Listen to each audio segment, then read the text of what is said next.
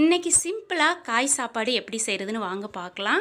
ரொம்ப சாஃப்டாக சாப்பாடு வந்து ஒன்றோட ஒன்று ஒட்டாமல் ரொம்ப சுவையாக எப்படி செய்கிறதுன்னு வாங்க பார்க்கலாம். இந்த மெத்தடில் செஞ்சிங்கன்னா கண்டிப்பாக சாதம் ஒன்றோட ஒன்று ஒட்டாது.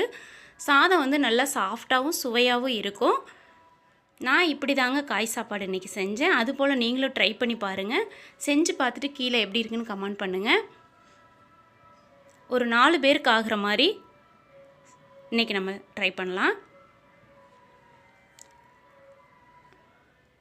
குக்கரில் ஒரு 75 ml வந்து கடலெண்ணெய் சேர்த்திருக்கிறேன். சின்ன வெங்காயம் 2 கைப்பிடி நல்லா வணக்கி விடுங்க. ஒரு 10 பல் பூண்டு,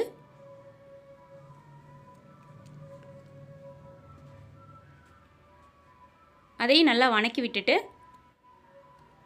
2 கைப்பிடி தலை வந்து புதினாவும் மல்லித்தலையும் எடுத்து வச்சுருக்கிறேன். அதையும் சேர்த்திக்கலாம்.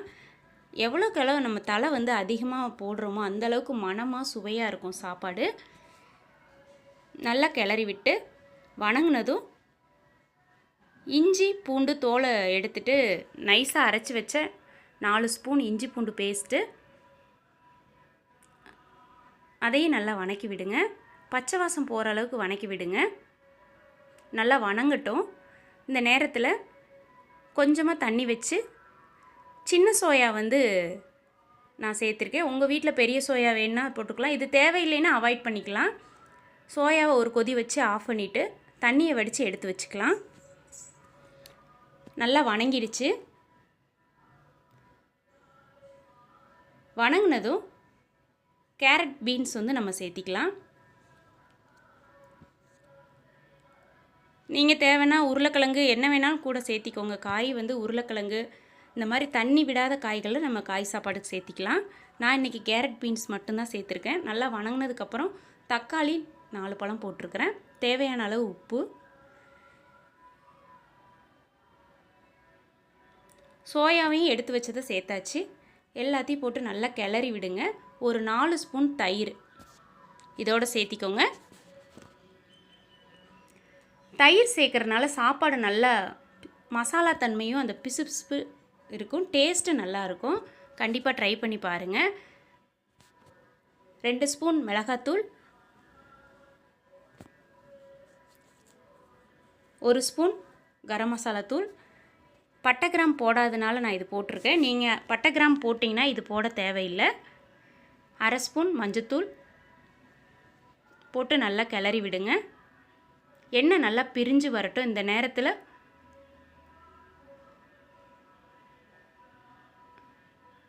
ஒரு 4 ஸ்பூன் நான் நெய் விட்டுருக்குறேன்.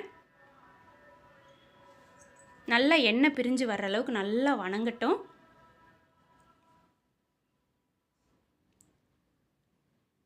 எண்ணெய் பிரிஞ்சு வந்துருச்சு. இந்த அளவுக்கு வரும்போது நம்ம அரிசியை வந்து சுத்தம் பண்ணிவிட்டு இதோட சேர்த்திக்கலாம்.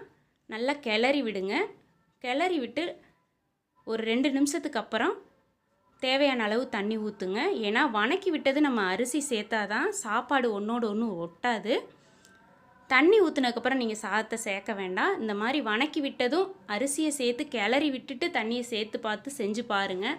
கண்டிப்பாக சாப்பாடு ஒன்றோட ஒன்று ஒட்டாமல் ரொம்ப நல்லா இருக்கும். நீங்களும் இப்படி ட்ரை பண்ணி பாருங்கள். தேவையான அளவு தண்ணி ஊற்றியாச்சு.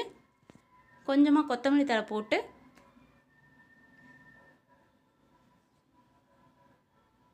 நம்ம ஒரு 2 விசில் விட்டுறலாம். இவ்வளோ தாங்க. ரொம்ப சிம்பிளாக நம்மளுக்கு தக்காளி சாப்பாடு இதே மாதிரி தான். ஆனால் நீங்கள் காய் சாப்பாடு சேர்க்குறனால காய் சாப்பாடு ஈஸியாக நம்மளுக்கு ரெடி ஆகிடுச்சு. தக்காளி சாதமும் இதே மாதிரி நீங்கள் மெத்தடில் ட்ரை பண்ணலாம். காய் சாப்பாடு இப்படி ட்ரை பண்ணலாம். கண்டிப்பாக வீட்டில் செஞ்சு பாருங்கள். ரெடி ஆகிடுச்சு. ரொம்ப சாஃப்டாக சுவையாக நம்ம இதில் எந்த கலரும் சேர்க்கலை. அதில் இருக்கிற கலர் மட்டும்தான் இதில் நம்ம சேர்த்துருக்குறோம்.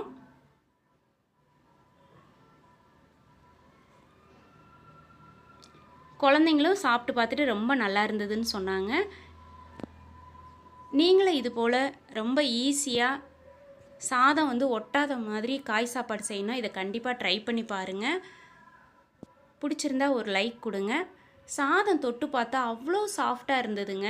ஏன்னா நம்ம வந்து ஃபஸ்ட்டே வணக்கும்போது அரிசி போட்டு கிளறி விட்டதுனால சாதம் ஒன்றோடு ஒன்று ஒட்டாமல் ரொம்ப சாஃப்டாக இருந்தது, சுவையாக இருந்தது. கண்டிப்பாக ட்ரை பண்ணி பாருங்கள். பிடிச்சிருந்தா ஒரு லைக் கொடுங்க. நீங்கள் என்ன நினைக்கிறீங்கன்னு கீழே கமெண்டில் சொல்லுங்கள். ரொம்ப நன்றிங்க.